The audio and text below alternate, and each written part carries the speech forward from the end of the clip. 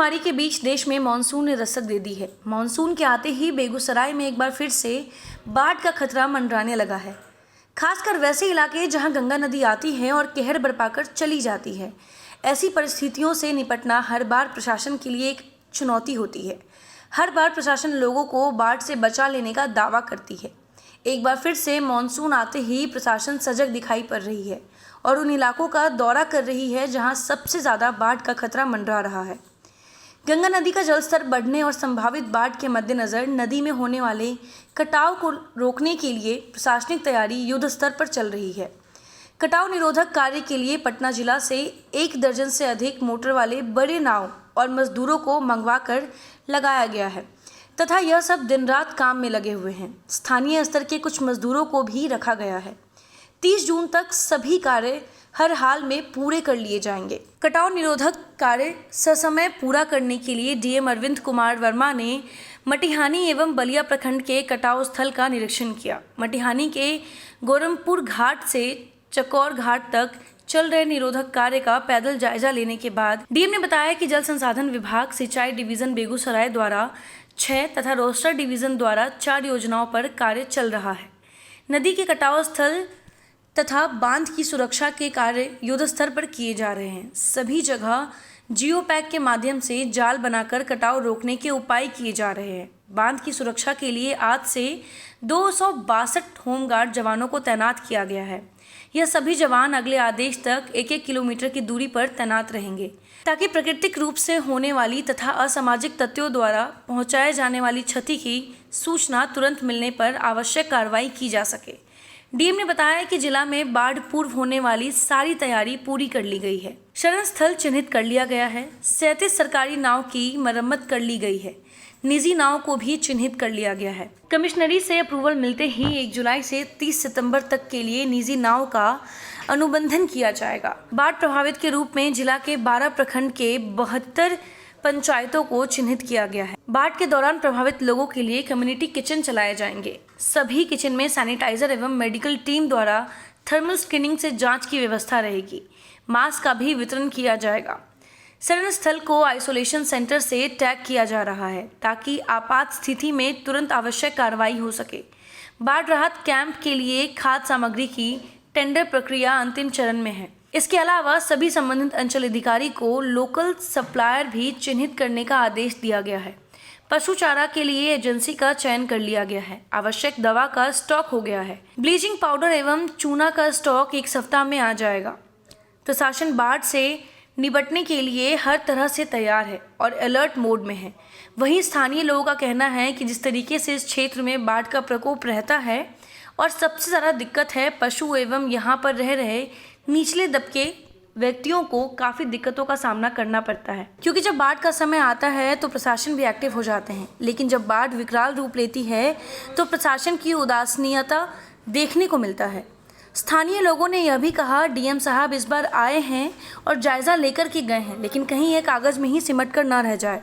वहीं कुछ लोगों का कहना यह भी है कि डीएम साहब के द्वारा निरीक्षण किया गया वह काबिलिए तारीफ है, क्योंकि जिस तरीके से इस निचले इलाके में बाढ़ का प्रकोप रहता है, डीएम साहब का यह प्रयास काफ़ी सराहनीय है। फिलहाल एक बार फिर से मानसून आते ही प्रशासन सजग दिखाई पड़ रही है और उन इलाकों का दौरा कर रही है जहां सबसे ज़्यादा बाढ़ का खतरा मंडरा रहा है।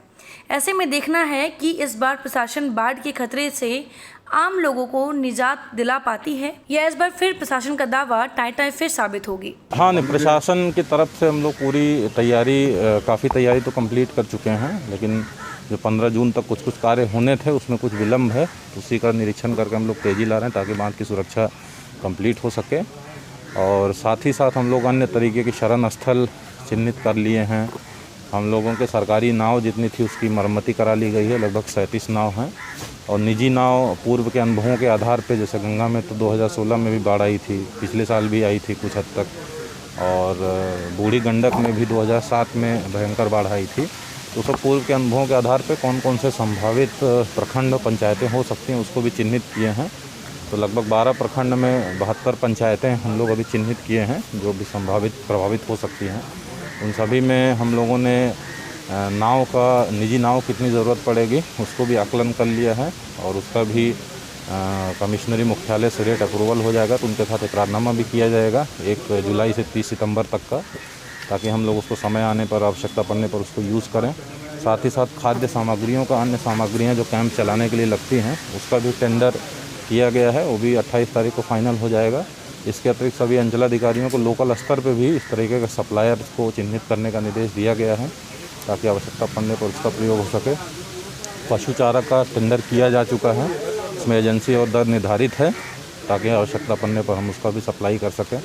इसके अतिरिक्त सिविल सर्जन के द्वारा जो आवश्यक दवाएं होती हैं, उसको सभी का अरेंजमेंट और स्टॉक रखने का निर्देश दिया गया है। 1-2 दवा छोड़ के ब्लीचिंग पाउडर और चूना की कुछ कमी थी, उसके अलावा बाकी दवाओं का उन्होंने आश्वस्त कर लिया कि पूर्ण हो गया स्टॉक, और ब्लीचिंग पाउडर और ये सब का भी उन्होंने ऑर्डर कर दिया है, उसको भी 1 सप्ताह के अंदर स्टॉक पूरा रख लिया जाएगा, ताकि आवश्यकता पड़ने पर हम लोग उसका भी प्रयोग करें। का यह मटिहानी अंचल है और इस अंचल का 9 पंचायत प्रतिवर्ष बाढ़ से प्रभावित होता रहा है, और हर वर्ष जो है सो प्रशासन के द्वारा बाढ़ पूर्व तैयारी की जाती है। हालांकि उसका प्रतिफल देखने को मिलता है कि जब नाव की आवश्यकता होती है तो प्रशासन लगातार नाव के लिए प्रयास करता है। पूर्व से अगर तैयारी हो तो नाव की व्यवस्था पूर्व से रहनी चाहिए थी, वो नहीं हो पाता है। हालांकि डीएम साहब आए हैं और इस जिस कार्य को देख रहे थे, यहाँ कटाव भी प्रारंभ हो गया था। इस कार्य को 15 जून तक पूरा हो जाना चाहिए था, जो अभी तक नहीं हुआ। हालांकि अभी जिला पदाधिकारी महोदय निर्देश दिए हैं कि 30 जून तक जो है इस कार्य को, तो हमारा मानना है कि अगर बाढ़ की तैयारी हो रही है, मैं आपको बताऊं कि मटिहानी अंचल में अभी तक मुखिया से जो है सो वार्ता नहीं किया गया, प्रतिनिधियों की बैठक नहीं हुई है, क्या समस्या है उस समस्या से अवगत नहीं किया गया है। हाँ, जिला पदाधिकारी का दौरा जरूर हुआ है और हमको लगता है कि प्रशासन जगेगी, प्रबंधन समिति की बैठक भी होगी और जो बाढ़ पूर्व तैयारी है, ताकि लोगों को कठिनाई नहीं हो। और मटिहानी का एक बहुत बड़ा भाग बाढ़ से प्रतिवर्ष प्रभावित होता है और सबसे ज़्यादा प्रभावित यहाँ के पशु होते हैं।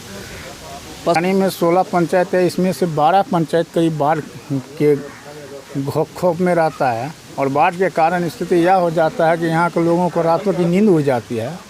कहने के लिए तो प्रशासन बाढ़ से 2 महीना पहले ही अपना कागजी घोड़ा दौड़ाते रहते हैं और कहते हैं नाव व्यवस्था कर रहे हैं, स्वास्थ्य की व्यवस्था कर रहे हैं, लेकिन जब बाढ़ आ जाती है उस समय कुछ नहीं दिखाई पड़ता है। जनता भगवान भरोसे रहता है।